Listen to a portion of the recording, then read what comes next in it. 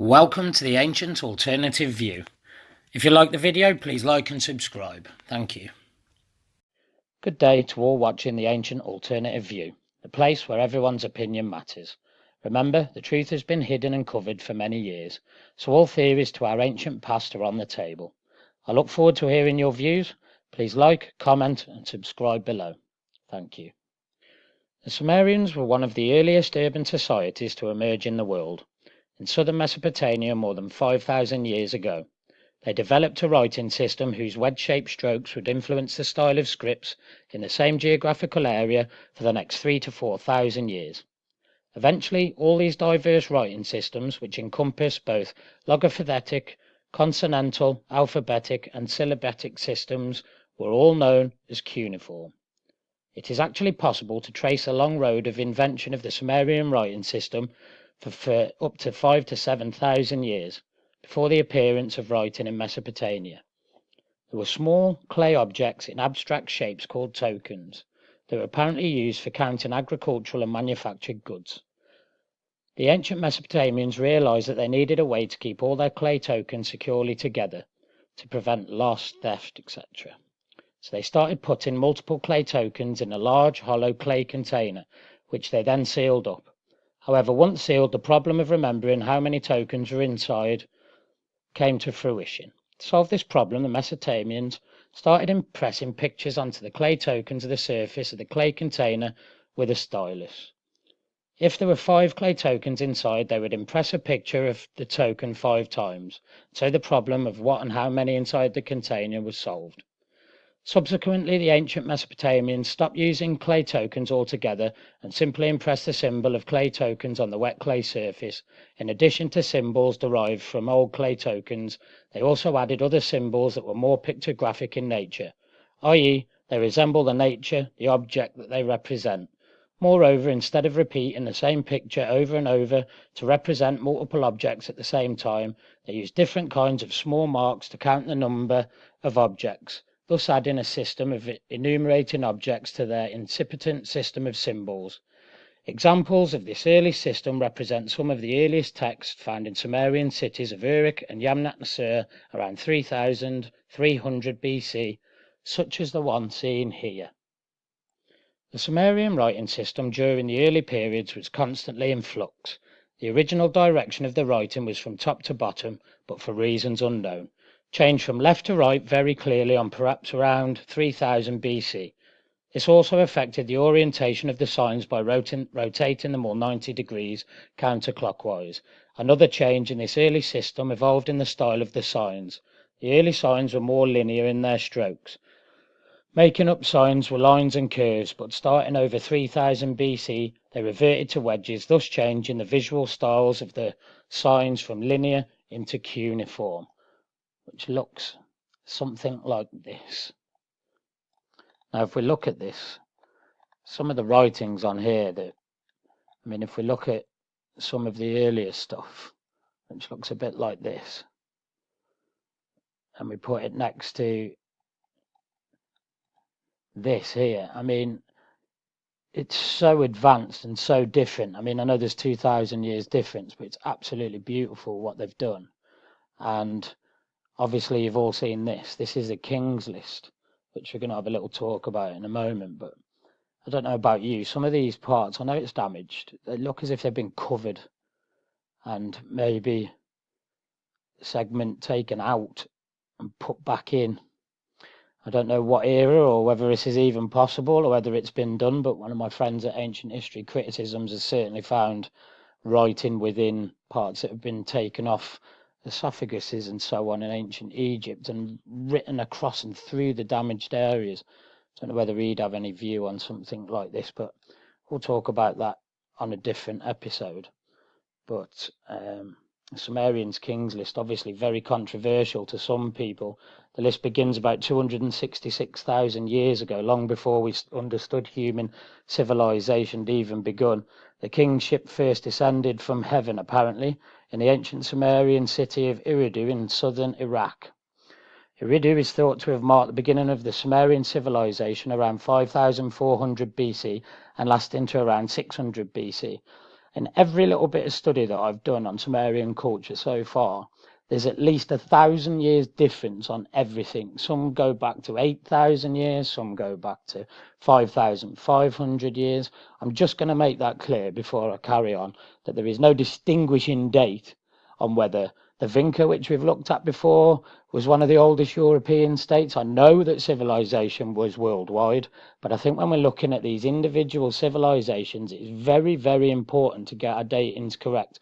However difficult it may be, I think we need to find some sort of timeline to where these civilizations actually started. Then we might be able to timeline them together, in fact.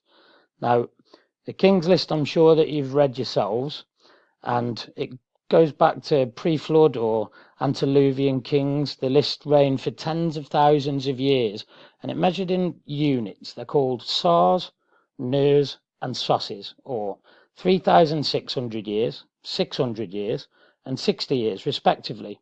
In total, these 8 antediluvian kings ruled for 241,000 years, give or take.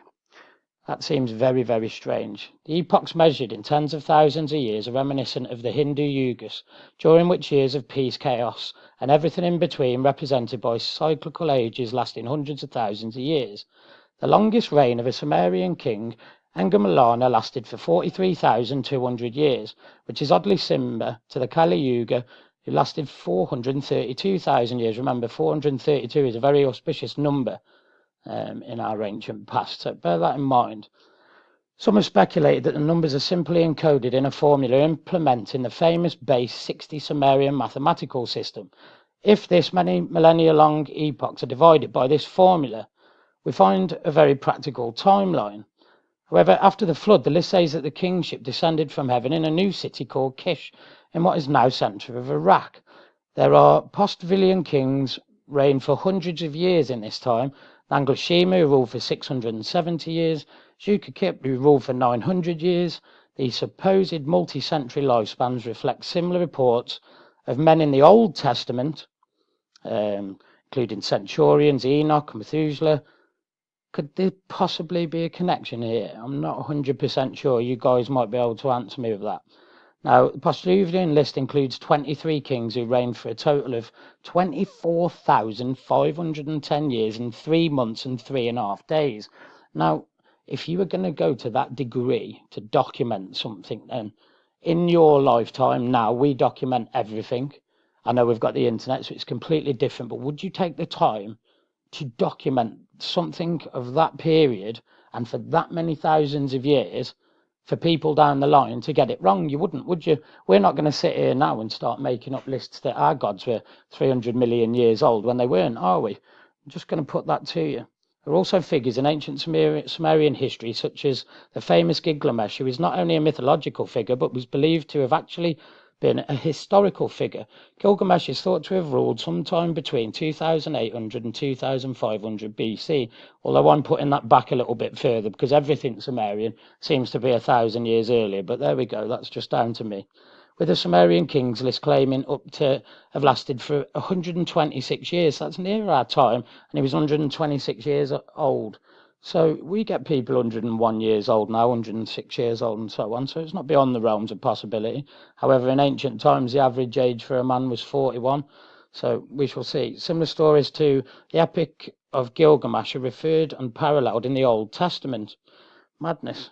So I don't know what your views are on the King's List, but I know we've all got very different views, and I'd love to hear yours. Let's see what you come up with.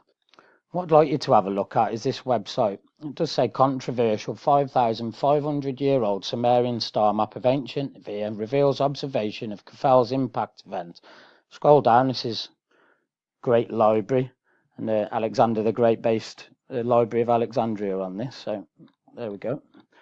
This is a star map. Apparently, it's very controversial. It points out that the ancient Sumerians actually knew everything about our stars.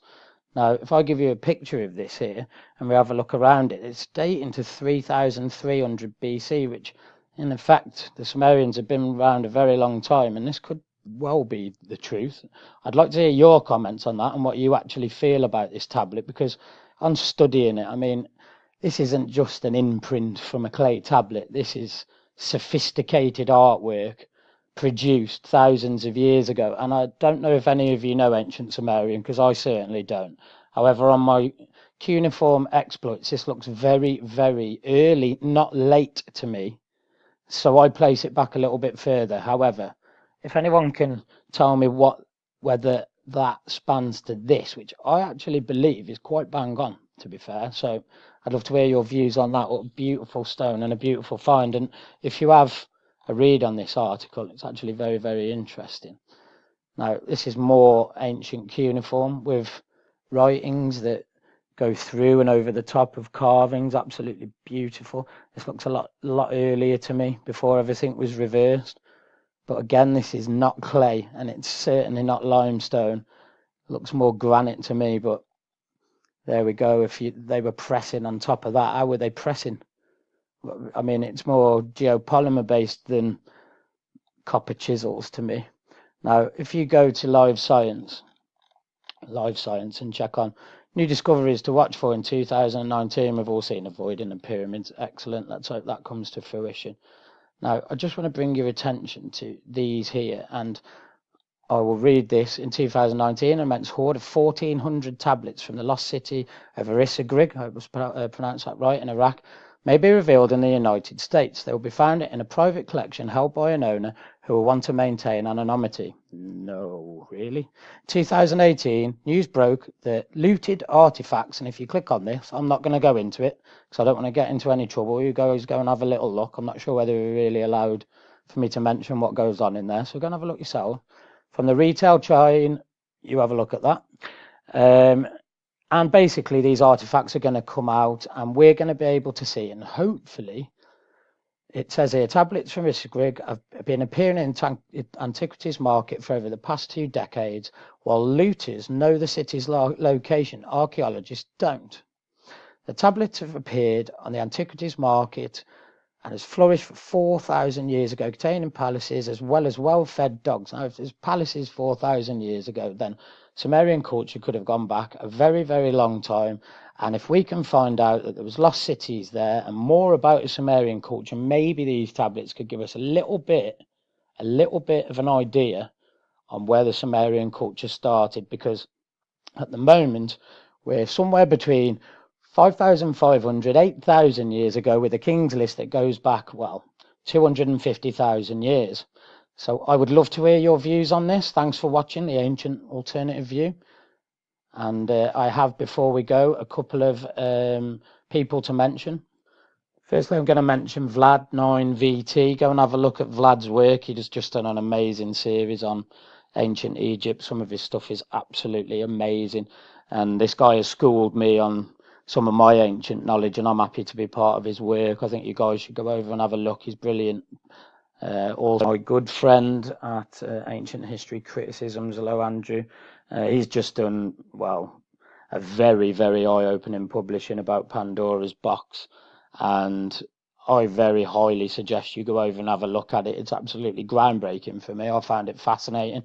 He's an excellent publisher, as it is. His bevel block theories are fantastic, but his new release, 41 minutes and 34 seconds of excellence. So well done to you, Andrew, and look forward to speaking to you soon. Lost History channel, massive big up to Michael there. Fantastic publisher, excellent video yesterday, Michael. Fantastic to be part of your group chat. Brian Forrester, eat your heart out. This guy is coming for you.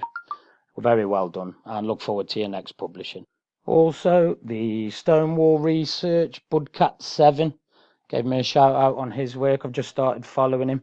Very eccentric, but very to the point, which is what I like. Has his own views, and I like to see somebody that's got their own views that isn't going mainstream all the way. And I like his work. I think he's fantastic. So thanks very much indeed for your call out on your work. Also been introduced to a channel called CFApps7865.